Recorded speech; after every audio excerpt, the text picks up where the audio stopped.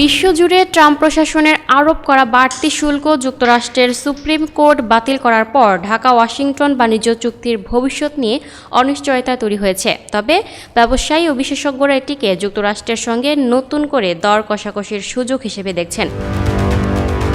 গত বছরের এপ্রিলে মার্কিন প্রেসিডেন্ট ডোনাল্ড ট্রাম্প বাংলাদেশ সহ বিভিন্ন দেশের পণ্যে অতিরিক্ত শুল্ক আরোপের ঘোষণা দেন। আগস্টের প্রথম সপ্তাহে তা কার্যকর হয়, তবে সেই শুল্ক নীতিকে অবৈধ ঘোষণা করে গত শুক্রবার 20 ফেব্রুয়ারি তা বাতিল করে যুক্তরাষ্ট্রের সুপ্রিম কোর্ট। এর প্রতিক্রিয়ায় ট্রাম্প জানান, সেকশন 332 ও বিদ্যমান সেকশন 301-এর আওতায় শুল্ক বহাল থাকবে।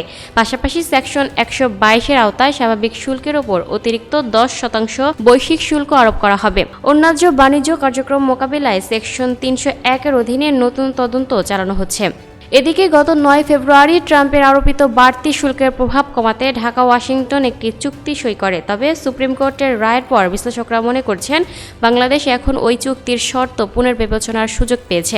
বাণিজ্য মন্ত্রণালয়ের সাবেক অতিরিক্ত সচিব হাফিজুর রহমান বলেন, বাংলাদেশকে চুক্তিটি নতুন করে আলোচনার মাধ্যমে পুনর্বিবেচনার চেষ্টা করতে হবে।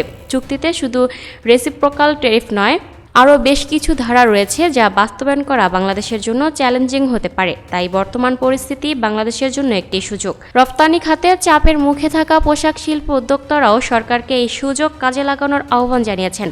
বাংলাদেশ চেম্বার অব ইন্ডাস্ট্রিজের সভাপতি আনোয়ারুল আলম চৌধুরী পারভেজ বলেন, 9 ফেব্রুয়ারির চুক্তিটি একপেশে হয়েছে এবং এতে বাংলাদেশের তেমন কোনো সুবিধা নেই, তাই এটি পুনর্বিবেচনা করা জরুরি।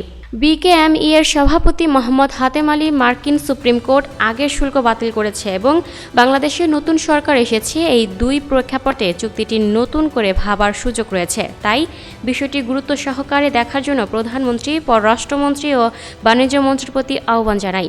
তবে মার্কিন আদালতের রায় আপিলে টিকবে কিনা বা টিকলেও ট্রাম্প প্রশাসন পরবর্তীতে কী সিদ্ধান্ত নেবে তা জানতে অপেক্ষা করতে হবে। বাণিজ্য সচিব মাহবুবুর রহমান বলেন, রেসিপ্রোকাল ট্যারিফের ধারণা থাকুক বা না থাকুক, যুক্তরাষ্ট্রের সঙ্গে বাংলাদেশের সম্পর্কের ভিত্তিতে দেশ ভালো অবস্থানে রয়েছে। বাজার বিশ্লেষকরা মনে করছেন, দ্বিপাক্ষিক চুক্তির শর্ত বাস্তবায়নে তড়িঘড়ি না করে পরিস্থিতি পর্যবেক্ষণ করে সিদ্ধান্ত নেওয়াই হবে বিচক্ষণতা।